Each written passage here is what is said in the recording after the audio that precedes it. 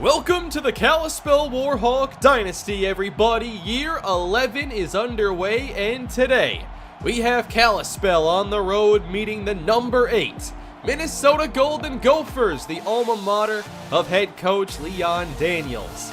It's the second game of the season for Kalispell after a very successful week 1 for freshman quarterback Luke Irvin and a lot of new faces. But now it's a much tougher foe in the first road test of the season as we get underway in the land of 10,000 lakes. Here's Colt Sully out of the end zone. He'll make a cut toward the middle and is taken down near the 20. Now, I forgot to answer the trivia question last episode of who had the active Kalispell touchdown record entering week 1. The answer was Jamari Akinjide with 3, and a few of you had that answer. First play of the day, though, goes to Austin Jenkins, who doesn't find much room here on the right side, and was hit by Toa Tuilau-Pupu, the talented linebacker. Kalispell with 3 receivers. The blitz is sent. Down goes Luke Irvin, and it's Tuilau-Pupu again.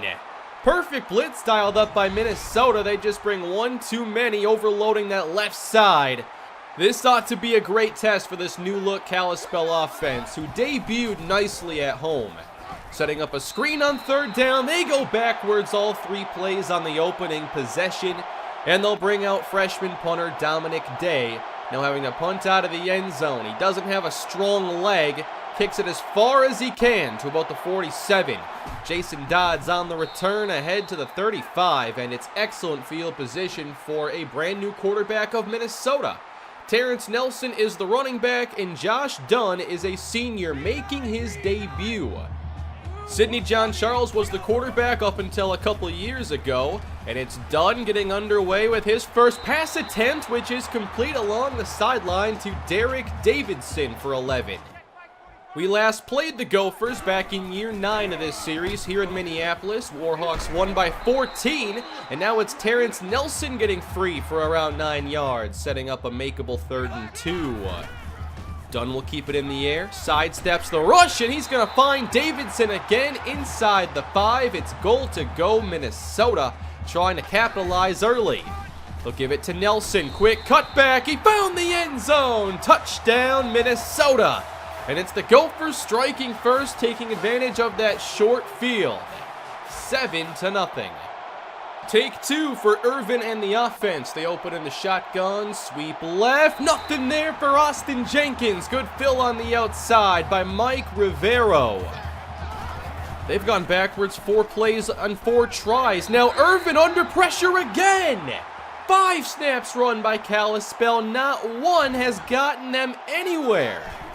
3rd down and 19. Irvin from the goal line gets it away for Nick Lindsay, and they'll at least get some yardage back. But what a horrible start for this Warhawk offense. Minnesota starting toward midfield now. Terrence Nelson, what a hit by James Huggins, setting up the 3rd down. Kalispell getting in press coverage. 3rd and 8. Dunn to the middle, wrapped up Davidson. He doesn't get it, and Minnesota is sending out the punt team. The offense looked pretty good against Iowa State. They're already seeing some more struggles in week 2. It's a short throw complete for Sherrod Edwards, the true freshman, who had a good debut back in week 1. Now it's a 2nd down and short. They'll keep it on the ground. Jenkins can't go anywhere. There is nothing on the ground for Kalispell right now. 3rd down and short. Irvin heads to the air, looks right, finds Lindsay, and that's going to be enough to get Kalispell their first down.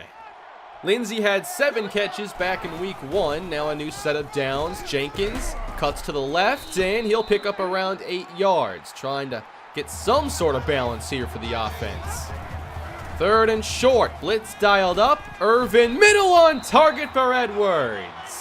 He got just enough time. Great throw under some heat by Luke Irvin.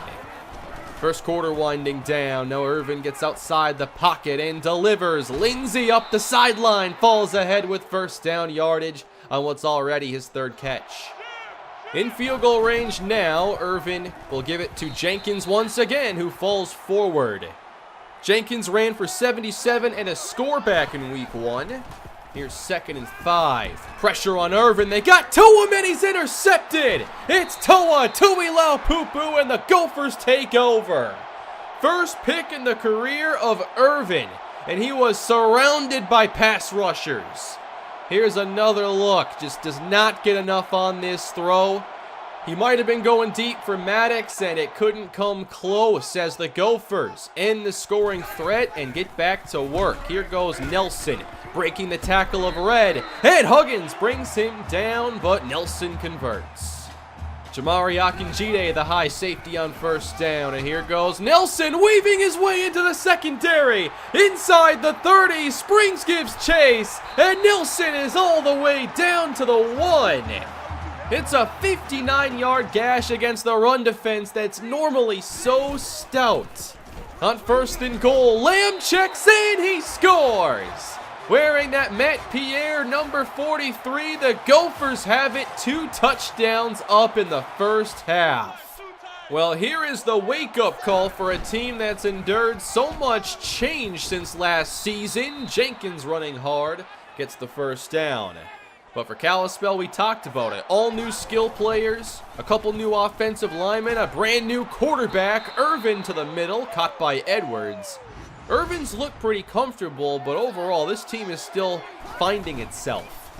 A sweep now, Edwards a playmaker, just got to get him the football, and he'll pick up 5 yards. So they're across the 50 now for the 2nd time. They've gotten better these last couple drives. Irvin throws it late over the middle, and Lindsay has to make an awkward adjustment and somehow catches it. Can they at least get something on this drive? It's Merville checking in now at tailback and racing to the outside. Makes it up toward the 30-yard line with a gain of 8. Edwards alone to the right side. Irvin back to the air. Quick strike on target for the wide open Tyrone Houston. Obviously a much more concerted effort now to get the ball out quickly. Keep Irvin upright. Here's a new set of downs. Floated out, and Lindsay's there again with catch number 5. 12 on the young season for him. Edwards checks out. Colt Sully's in the game now. 1st and goal. Irvin had no chance. Mike Butler had a couple bad snaps back in the first game, and he didn't look ready on this one either. Butler's one of these new starters who's trying to take hold of a starting job.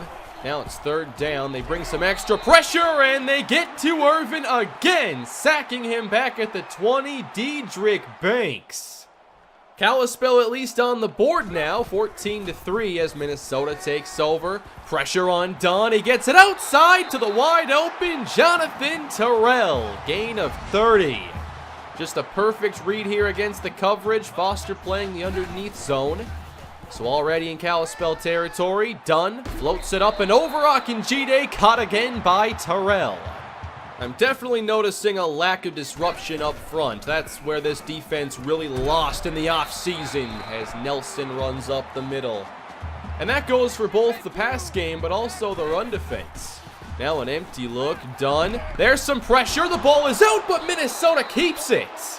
We almost had that. Brandon Williams tried to jump on top of the ball as Shannon Somerville gets the strip sack. Kalispell really needs Somerville this year to have a big season. 2nd and 15. Dunn floats it out toward the sideline as Jordan elevates and maybe got a hand on that. 3rd and 15. Now Kalispell can soften the coverage a little bit. Going deep again. Way out and through the uprights. It is good. 4th down. A Gopher field goal makes it 17-3 with 90 seconds to go until halftime. Here's a strike from Irvin. On target for Sherrod Edwards.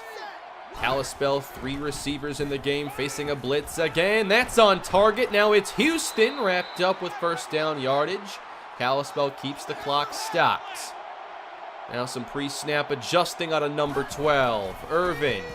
Now setting up the mid-screen, a catch and run for Sherrod Edwards, who uses that good speed to pick up the 1st down. Here's a good rhythm now as they get into Gopher territory. Pressure up the middle in the face of Irvin. They get to him. Minnesota creating a lot of havoc, whether it's with blitzes or just a strong 4-man rush. They'll bring pressure again. Irvin lost it, and the Gophers take over. Again, they're just sending too many. There's not much you can do on some of these plays if you don't have a quick check down. Minnesota is disguising the blitz, and Kalispell hasn't been ready for it. Now it's a scoring chance for Minnesota. Dunn unloads and gets it over Springs. Terrell inside the 1. A 40-yard connection. Dunn looking great in his first action. Minnesota wants to punch it in. Nelson hit in the backfield by Williams and stopped for a 3-yard loss. Already 89 yards for Nelson. He gets it again. Now trying the left side. Same result. Good job by this stout front. Now 3rd and goal. Minnesota heads to the air. Dunn gets it away and throws it away through the end zone. And they will settle for 3. But that's enough to make it a 3-score game at the end of the first half. It's been all Minnesota on both sides of the football. They've been really impressive. I felt like this was a good matchup to see where Kalispell's at right now as a team. And they're not looking very good. The Warhawks trail by 17 points. It's unfamiliar territory for a team that won 3 straight national championships. But with all the change, I knew there would be some growing pains this year. And we're seeing a lot of that today. Nelson with room off tackle. That's been one thing I did not expect. They have ran all over our defense. Oh, there's some good pressure, but Dunn heads up, got Johnson. And that is a catch beyond the 50, the fullback Byron Johnson. Braylon Kendrick comes through. Good blitz, but picked up by Nelson. And Dunn's able to make an awkward throw right on target. In Kalispell territory, Josh Dunn feeling the pressure, and he's going down. Braylon Kendrick. He's in the game now for Elliott Red, who has struggled to begin this season, especially against the run. Now they'll give it to Terrell on the run, and he meets Kendrick. So a good first impression here for Braylon Kendrick, setting up 3rd down, 18 to go. Dunn under pressure. He's going to go for it all right here, and he's nearly picked off by Jamari Akinjide. Not too surprised to see Kalispell switch it up here in the second half. Matt Reddick is in, and the triple option is defended. All 3 options taken care of. Toa took care of Reddick. Quickly, it's Irvin back out there with the standard offense. Good blitz, Minnesota. They've got to adapt. And they've got to adapt to plays that they can't see coming. Minnesota's not showing their hand at all. Way too many bad 3rd downs. Irvin from the end zone gets outside for Maddox, who will fight ahead to about the 20. And they've got to at least start playing a field position game or something. Up by 17. Go for football. 1st and 10 for Dunn. With good protection, it's Dodds over the middle, getting separation and a 1st down. 3rd down now for Minnesota. They have Dunn to the air facing the blitz. Johnson again. Good use of their fullback in the passing game. He converts. 2 deep safeties for Kalispell, and it's a screen set up. Nelson with blocking. Inside the 10. They meet him, but can't bring him down. Touchdown, Terrence Nelson. And it's a 27-3 lead for the Golden Gophers. And there's just a huge look of disbelief on the Kalispell bench by what's happening. Down 24. Oh, what's this? It's a lateral to Jenkins, who gets outside. All right, so a trick play out of Kalispell. They'll get 15. Looking for any kind of a spark to get them in this game, and the pressure is always there to end it. Tom Williams. 3rd down and medium now. Irvin needs 7. He'll work to his left outside the pocket and throw it for a pick again. Tui Laupupu's got his 2nd of the day. Irvin couldn't get it over him. He had a receiver behind him in Houston. But for Minnesota, it's their 3rd takeaway. And they continue to dominate the 3-time defending champions as Brandon Williams fills on the tackle nicely for a loss. 3rd down now. Kalispell sitting too deep. Dunn under some pressure. He'll get it away, and he's intercepted. Kalispell's got their takeaway. Brandon Williams across the 40. Good spin. And they'll set up Kalispell with a good short field now. Down 3 touchdowns and 3 two-point conversions. Here's 1st and 10 for Irvin, getting outside again, and this time pretty good coverage. So Irvin takes off. He's down the sideline, still going. 27 yards for Luke Irvin. It's a red zone trip now for Kalispell, and they'll run it right up the middle. Merville got room and is tripped up after an 11-yard run. 3 receivers, 2 to the right on 1st and goal. Irvin to the end zone, looking for Houston, who can't secure it. Incomplete. 2 receivers to the right side again. 2nd down for Irvin. Again to the end zone, and wide open for the touchdown is Sherrod Edwards. And at last, Kalispell's found the end zone. I imagine this would be a tough game, but not like this. 27-9, they're going for 2. Pressure's on Irvin, he can't get the throw off, and that'll keep it a 3-possession game. So we'll see if Kalispell can make something interesting here, but it'll take a full team effort, and that is Charles McNeil, the star tight end we haven't even talked about to this point. Nelson running right side, continuing to get good lanes. We lost some key players defensively, and I think we see just how much we miss players like Boogie Turner and Mario Townsend today. There's McNeil. Can't forget about the captain, Chris Baker, either. I know we have good replacements, but this looks like a very different team top to bottom. Up top, done. End zone for Davidson, but it's not a touchdown. He stepped out of bounds. Kalispell trying to make a stand on 3rd down. 2 deep safeties again. Dunn gets it away quickly for the touchdown. Jason Dodds. What a throw. Dunn saw the opening and wasted absolutely no time. He looks like a veteran passer today. And it is 34-9 with Irvin somehow getting this away in time, finding Austin Jenkins. But this is not looking like a Kalispell victory. Down by 25 points. Irvin for Lindsay.